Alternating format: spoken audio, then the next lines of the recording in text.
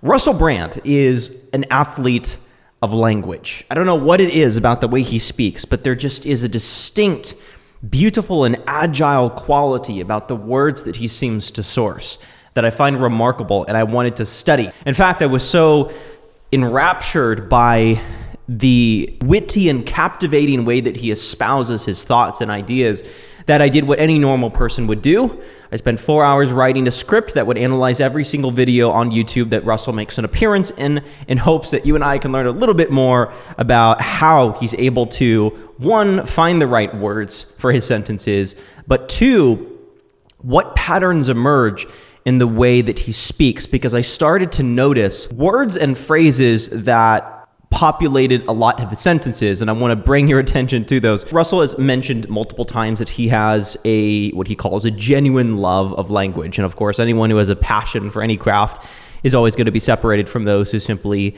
adopt the craft out of necessity or out of mere habit. And that's what separates good communicators from outstanding communicators, is this love of language. Russell has on multiple occasions as well mentioned, and I found this fascinating, that his love of language, or his ability to expand his vocabulary, was something that he described as a revenge act against his poor upbringing. Russell came from an area of England, Essex in particular, that he describes as a very impoverished area. And around 27 years old was when he decided to start improving the way he acted, and that's where he took a turn away from drugs, but also improve the way that he conducted himself. And that is what partially inspired his development of his personal lexicon, the vernacular, the vocabulary that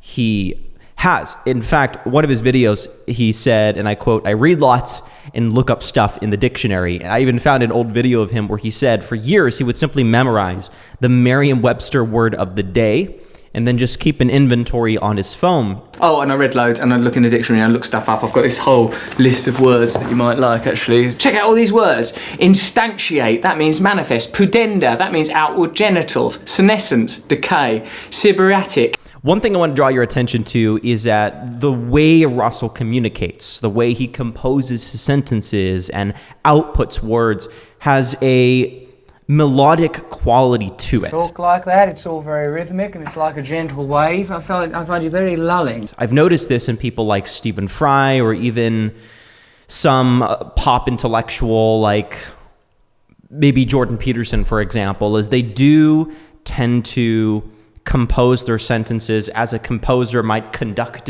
a symphony. There is an ebb and a flow and a wave to their words. It undulates.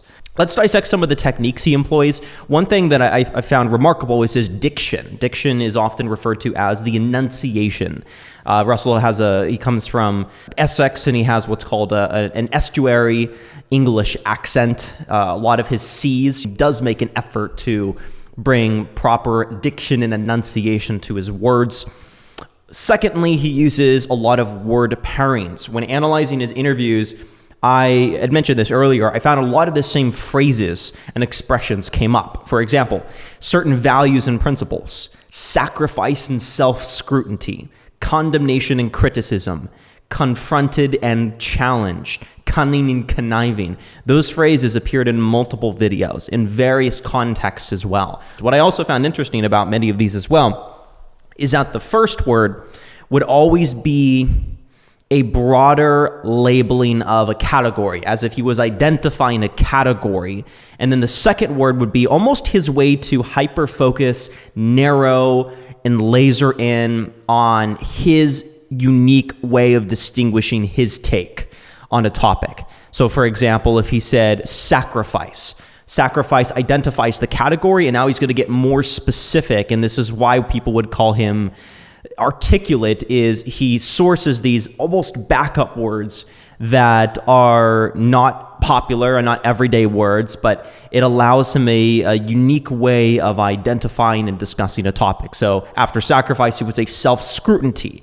You don't hear self-scrutiny on an everyday basis, but it's almost as if he has these category, I don't know how else to describe them besides categorical words that, or a broad description of something, and then that is a cue for perhaps maybe 5 to 6 other words that he's able to integrate into his own analysis of a topic. I found that interesting. There are about 25 to 30 multiple different word pairings that are almost always back to back in what he says.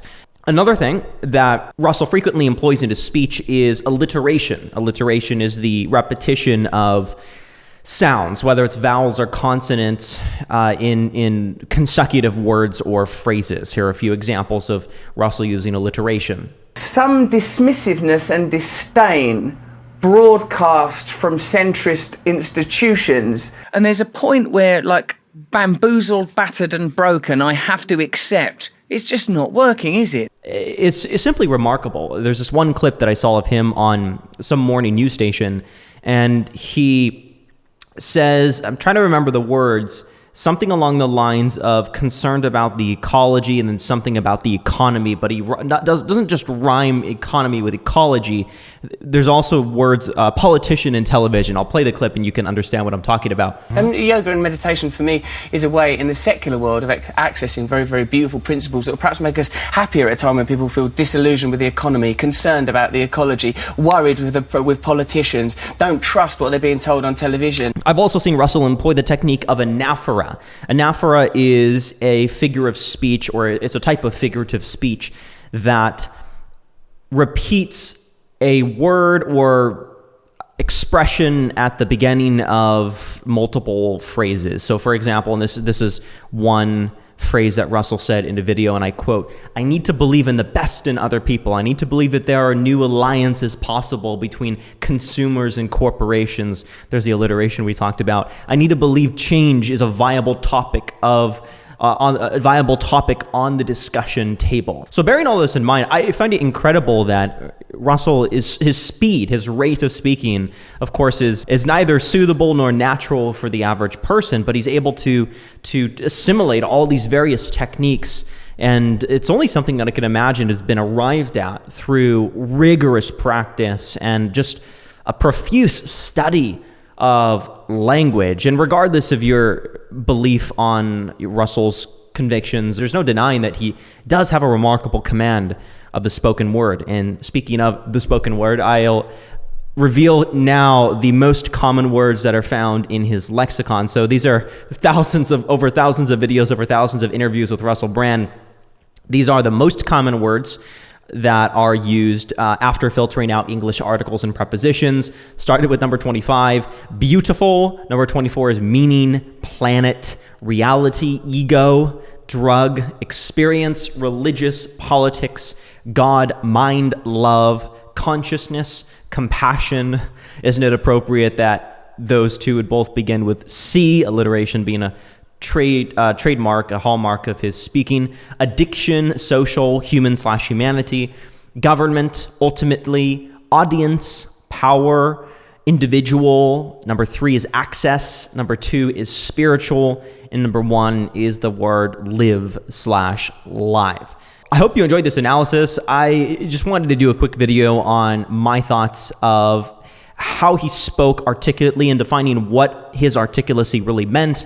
I think it's a multifaceted answer between his diction, between, of course, the sound of the British accent can't help but imply that he's very well spoken, and his ability to be melodic with words, and of course integrating all these various rhetorical devices into his speech, and then employing words that number 1 are often unknown at times, but 2 just allow him to be a bit more precise and carve deeper into a subject that perhaps he's already identified broadly.